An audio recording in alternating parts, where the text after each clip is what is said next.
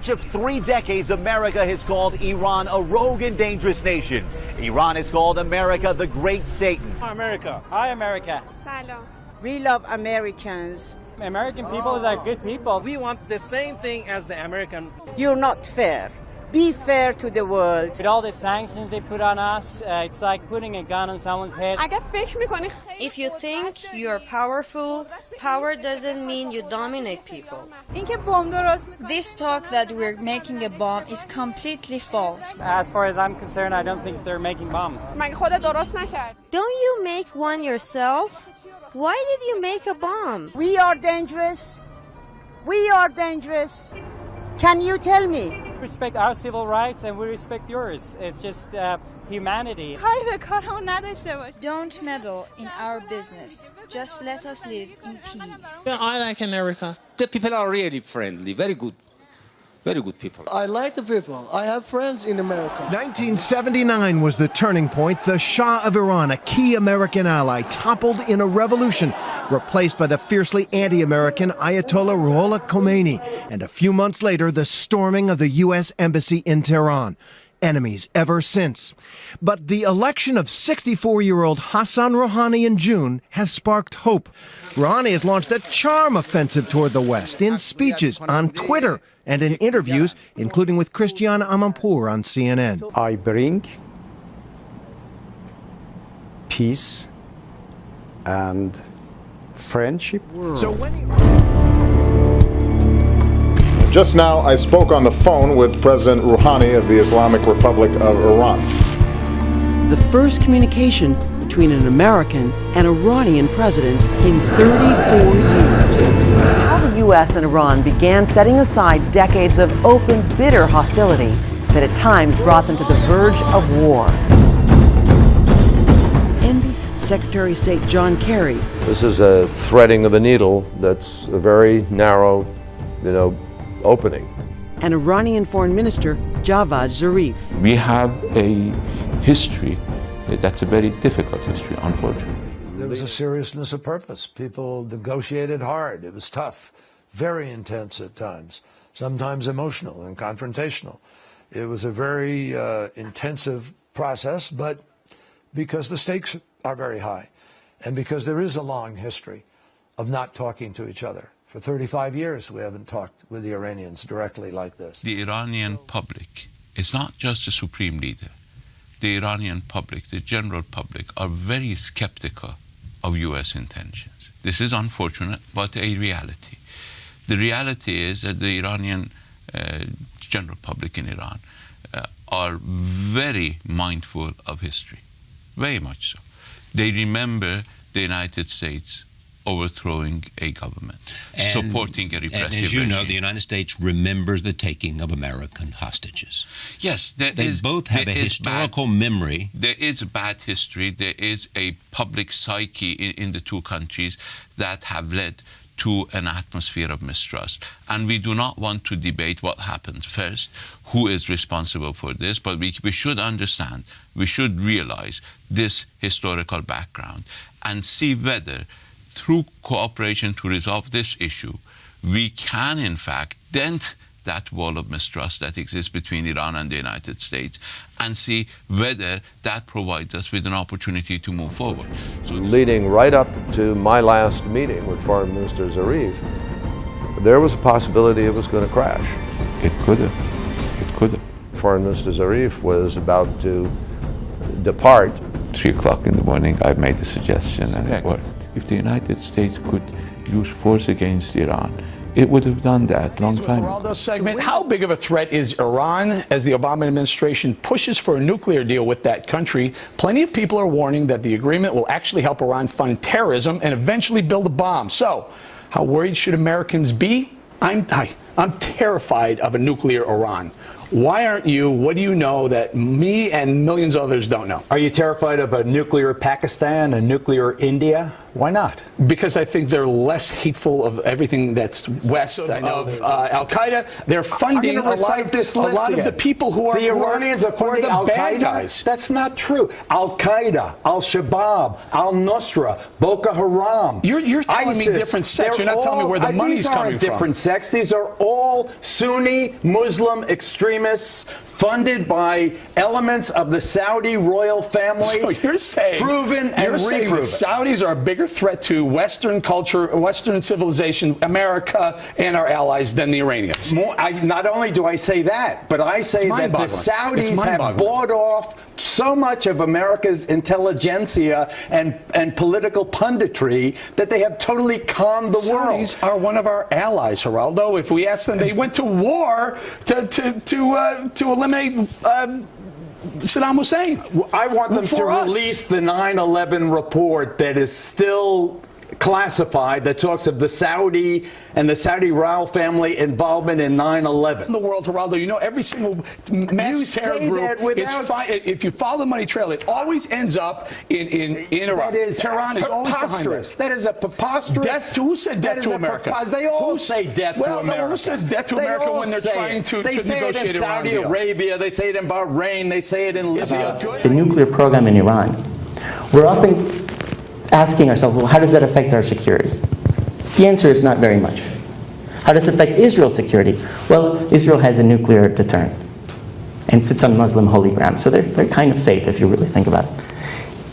The problem is these countries that don't have a nuclear deterrent, who see the relative power being lost to Iran very rapidly and are willing to send or allow al-Qaeda jihadists to enter Iraq and disrupt everything that our troops have done over there, and have threatened to proliferate their own nuclear, to enter into their own nuclear programs.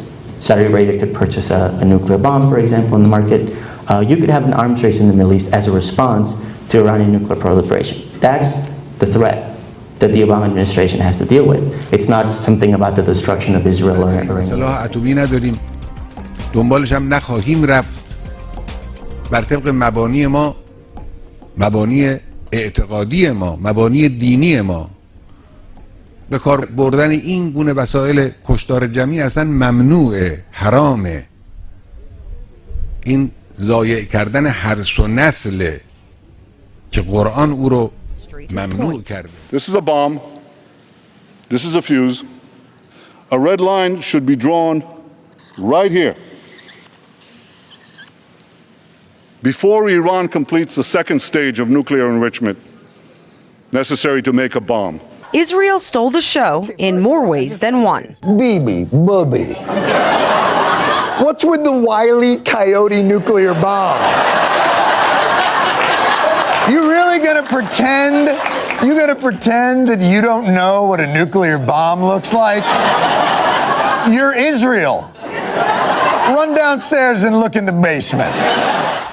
Had Republican senators who wrote directly to Iranian leaders warning them a nuclear deal would not last. ABC John Carl's at the White House. And John, President said these senators are making common cause with Iranian hardliners, and the vice president went even farther, stopped just short of calling this treason. Vice President Biden called the letter dangerous and said it is beneath the dignity of the Congress to try to undermine the president as he conducts foreign policy. I spoke to one of the primary authors of the letter. He is defending it. Here's what he has to say. Isn't it the job of the President of the United States to negotiate with foreign governments? It's the job of the president to negotiate, but it's the job of the Congress to approve. Our founding fathers very clear. There's been no deal, and you're already going in, and you are trying to insert yourself on negotiations between the president and a foreign government. We're simply trying to say that Congress has a constitutional role to approve any deal to make sure that Iran never gets a nuclear weapon. The Iranians have also responded via Twitter, of all things, the foreign minister saying, quote, it seems that the authors not only do not understand international law, but are not fully cognizant of the nuances of their own constitution when it comes to the presidential powers in the conduct of foreign policy. So my reaction to the letter was utter disbelief. What do you want to happen here? What is your alternative here? Let's say that the deal falls through. Then what? Well, as Prime Minister Netanyahu said, the alternative to a bad deal is a better deal. The Iranians frequently bluff to walk away from the table. If they bluff this week, call their bluff. the Congress stands ready to impose much more severe sanctions. Moreover, we have to stand up to Iran's attempts to drive for regional dominance. They already control Tehran. Increasingly, they control Damascus and Beirut and Baghdad and now Sana'a as well. They do all that without a nuclear weapon. Imagine what they would do with a nuclear weapon. Is that some people consider peace and stability as an existential threat, because a deal cannot be threatening to anybody unless you want conflict and tension and mistrust. This deal has two major concessions. One, leaving Iran with a vast nuclear program. And two, lifting the restrictions on that program in about a decade. That's why this deal is so bad. It doesn't block Iran's path to the bomb. It paves Iran's path to the bomb. But it was also the most political of political speeches. First, because Netanyahu addressed Congress at the invitation of Republican House Speaker John Boehner without White House approval. And second, because it comes as Secretary of State John Kerry is in Geneva, participating in a new round of talks with Iran aimed at reaching a framework deal ahead of a late March deadline. I'd like to congratulate Speaker Boehner and Prime Minister Netanyahu on a very impressive bit of political theater. Now the Prime Minister can go home to his campaign and say he lectured Congress and the American people on things that apparently we didn't know. This speech was straight out of the Dick Cheney playbook. This was fear-mongering at its ultimate. The Speaker's action is an affront to the President of the United States, to the Democratic leadership of Congress, and the Department of State. It is meant to purposely undermine the work of our elected and appointed representatives, who are the ones responsible to protect the interests of the American people. The House of Representatives is the most prestigious venue in the world, and to use it for political purposes was something that I did not want to be part of. He was trying to make people afraid and somehow saying that the president wasn't doing his job. There is no evidence whatsoever that the president does not have our safety first and foremost in his negotiation and his thinking about the future. The president deserves our support and didn't need this today. John Boehner ought to be ashamed of himself for having brought it on him. For the past 8 years, Iran has suffered all these sanctions, and we had enough material to build 8 bombs. 8 bombs. 8 bombs. And we never did. How much material is that? 8,000 kilograms. You have 8,000 kilograms of kilograms. Well, because lies have been spread of all people by the Israelis, who are the only ones in our region who possess nuclear weapons, the only ones who are not a member of the NPT in our region. We want, actually yesterday I was talking to the Egyptian foreign minister, we all want to establish a nuclear weapons-free zone in the Middle East. Why don't you push Israel to accept this? Because tomorrow, if you have everybody in the Middle East accepting, and everybody is there, ready to accept no nuclear weapons in the Middle East, with all the inspections you want in the world, that we will not have nuclear weapons. So it's not, I mean, Netanyahu does not have any authority to become sort of non-proliferation guru of the world. This guy sits on 200 nuclear warheads, which are illegal, have been developed in contravention of every international norm and treaty on non-proliferation. So let's be serious. You want to be serious? Iran never wanted nuclear weapons, never wants nuclear. This year we have the best opportunity in decades to pursue a different future between our countries. Just over a year ago, we reached an initial understanding regarding Iran's nuclear program, and both sides have kept our commitments. Iran has halted progress on its nuclear program and even rolled it back in some areas. The international community, including the United States, has provided Iran with some relief from sanctions. Now our diplomats and our scientists are engaged in negotiations in the hopes of finding a comprehensive solution that resolves the world's concerns with Iran's nuclear program. And this moment may not come again soon. I believe that our nations have a historic opportunity to resolve this issue peacefully, an opportunity we should not miss. Russia's foreign minister first said chances are high to finalise the deal. His French counterpart disagreed. The British Foreign Secretary then said there is progress. But soon, Iran swung the meter again, pressing for sanctions to be lifted. The French then claimed negotiators were very close to the deal. Germany raised a possibility they might collapse. And now, the White House says time has come for Iran to make some decisions. Today, in an effort to seal the preliminary agreement ahead of a final pact due by the end of June. In a sign that talks could be approaching a critical moment, Barack Obama held a video conference with his national security team to be briefed on developments by the US negotiators, including Kerry and Energy Secretary Ernest Moniz. The deal is possible any time. It depends on the political will, whether there is a political will to reach one. We made a lot of progress, yes, here. We, the European Union High Representative and the Foreign Minister of the Islamic Republic of Iran, together with the foreign ministers of the E3+3, China, France, Germany, the Russia Federation, the United Kingdom, and the United States, we gather here to find solutions towards reaching a comprehensive resolution that will ensure the exclusively peaceful nature of the Iranian nuclear program and the comprehensive lifting of all sanctions. Today, we have taken a decisive step. We have reached solutions on key parameters of a joint comprehensive plan of action.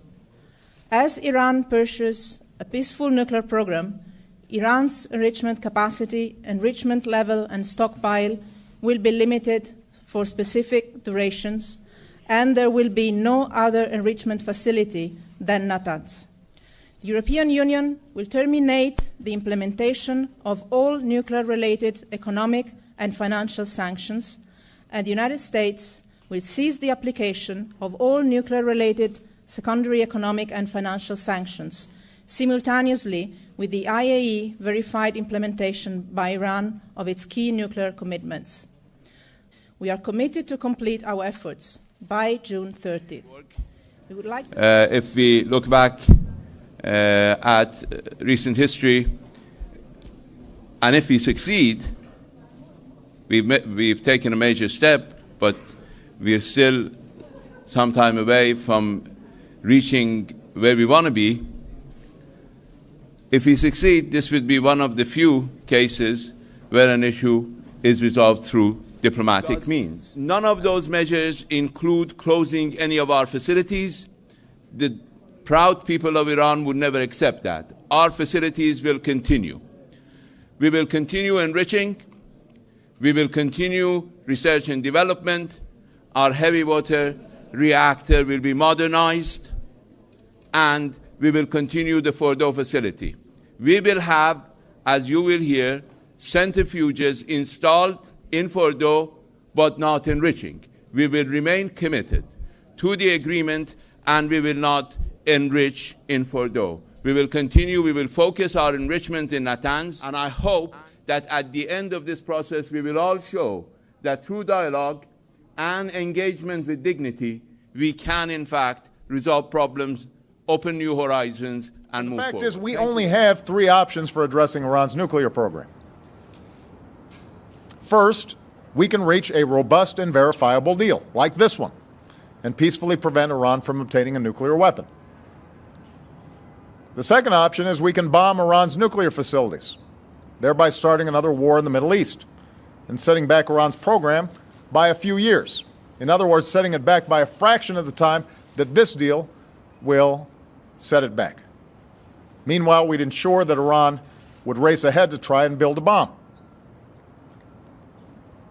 Third, we could pull out of negotiations, try to get other countries to go along and continue sanctions that are currently in place or add additional ones and hope for the best, knowing that every time we have done so, Iran has not capitulated, but instead has advanced its program, and that in very short order, the breakout timeline would be eliminated, and a nuclear arms race in the region could be triggered because of that uncertainty. Iran is not going to simply dismantle its program because we demand it to do so. That's not how the world works, and that's not what history shows us. So when you hear the inevitable critics of the deal sound off, ask them a simple question. Do you really think that this verifiable deal, if fully implemented, backed by the world's major powers, is a worse option than the risk of another war in the Middle East? Our work is not yet done. The deal has not been signed. Between now and the end of June, the negotiators will continue to work through the details of how this framework will be fully implemented, and those details matter.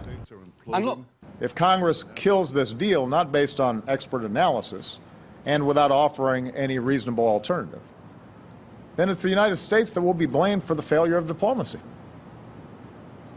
International unity will collapse, and the path to conflict will widen. The terms announced today are not as bad as I had feared. They're much worse. Today, nearly round-the-clock negotiations with Iran on how to curb its nuclear program finally produced the framework of a deal. Wow. Now, if this holds, that is a genuinely massive achievement. And the very next day, the Iranians proved how excited they were. After marathon negotiations, Iran's foreign minister Jawad Zarif arrived home a hero, especially among the young who hope the nuclear deal will bring their country in from the cold. At Friday prayers, there was the usual chant of death to America, but more habit than conviction. Oh, that's good, I guess. More habits than conviction. You know, like an atheist saying God bless you when you sneeze, or...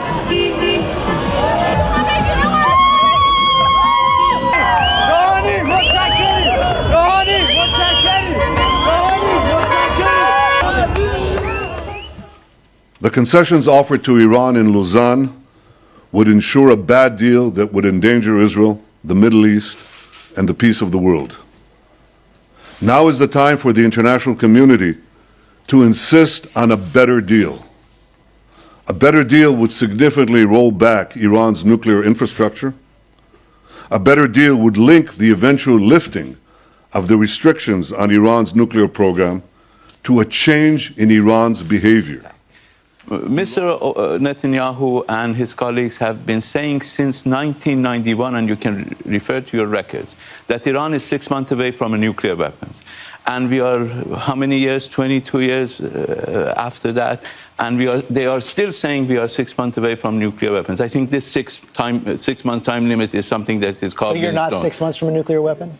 We're not seeking nuclear weapons, so we're not 6 months, 6 years, 60 years away from nuclear weapons. We do not want nuclear weapons. We believe nuclear weapons are detrimental to our security. We believe those who have the illusion that nuclear weapons provide them with security are badly mistaken.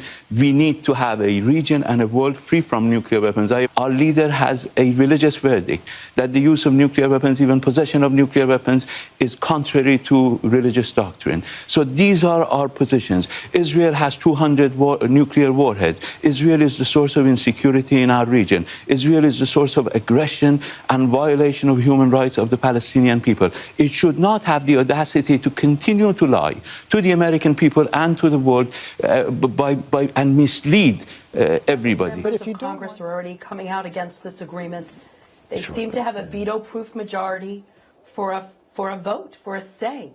They could kill this.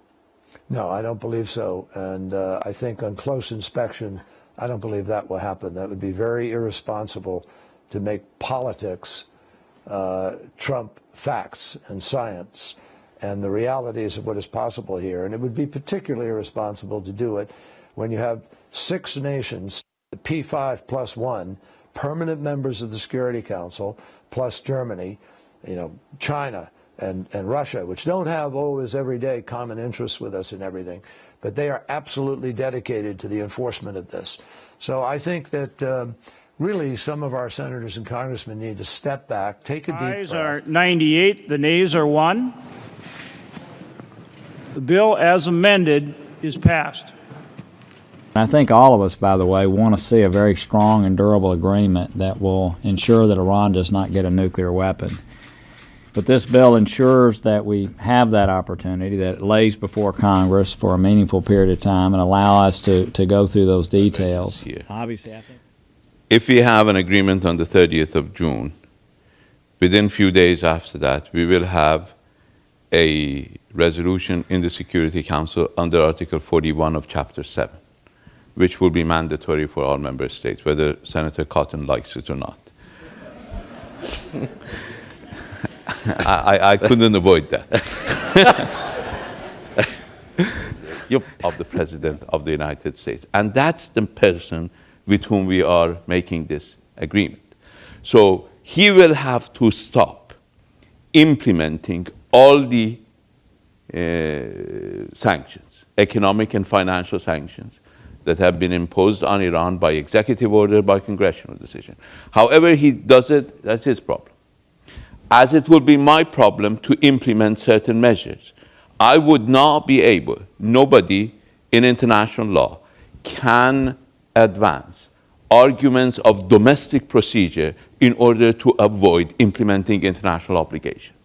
That is correct for Iran, that is correct for the United States. No difference. Sovereign equality is a principle of international law on which we all operate. We want no weapons, and we want to have normal relations with the West, not yet the United States, with the West.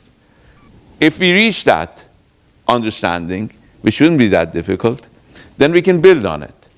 And we can see whether this provides a good foundations to engage in other areas. We haven't made that determination yet because the jury is still out. Once we have an agreement, if we have one, and once we start implementing that in good faith, we will see whether we can dent that wall of mistrust that unfortunately exists between our two countries. I think a lot of people are looking at this as if it were a sprint, but it's really a long-term commitment toward bringing Iran into a cooperative relationship with the West in general. And I think the attitude has to be one of this is going to be a long-haul approach. And the issues are complicated, highly technical, and all interrelated. Once again, let me also be clear. We don't want just any deal. If we had, we could have announced something a long time ago. And clearly, since the joint plan of action was agreed, we are not rushing. This has been a 2.5-year or more process.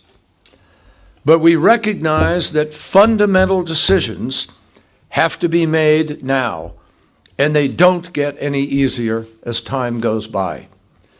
It is time to make hard decisions. We need to change our paradigms. We need to start looking at the situation in the world in a different way. This is an interconnected world. We are talking about globalization. This is a different world. You cannot have security at the expense of insecurity of others. And unless this paradigm shift occurs, then we will continue to at least be troubled by this fear that continues to exist in various parts of the world. We do not want the bomb, period. And we have a chance to negotiate a comprehensive agreement that prevents a nuclear-armed Iran while avoiding yet another Middle East conflict. آمریکایی‌ها مکرر تکرار میکنن میگن ما معتقدیم که توافق نکردن بهتر از توافق بد کردن است. بله ما هم همین رو عقیده داریم. Iran's Foreign Minister Mohammad Javad Zarif met with his U.S. counterpart, Secretary of State John Kerry, in New York on Monday. Kerry and Zarif are both in New York to attend the 2015 Nuclear Non-Proliferation Review Conference. Were you over at the UN? In front of the UN. I have another meeting room there. Oh, okay. The UN facility. Look at the meeting rooms there. It's pretty, they wouldn't come this way. For decades, our nations have been separated by mistrust and fear. Now it is early spring. We have a chance to make progress that will benefit our countries and the world for many years to come. Now it's up to all of us, Iranians and Americans, to seize this moment and the possibilities that can bloom in this new season. Thank you. Right here.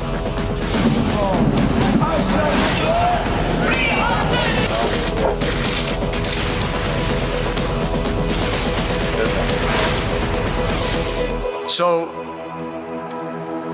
we'll see where we go. That's all. Thank you so much.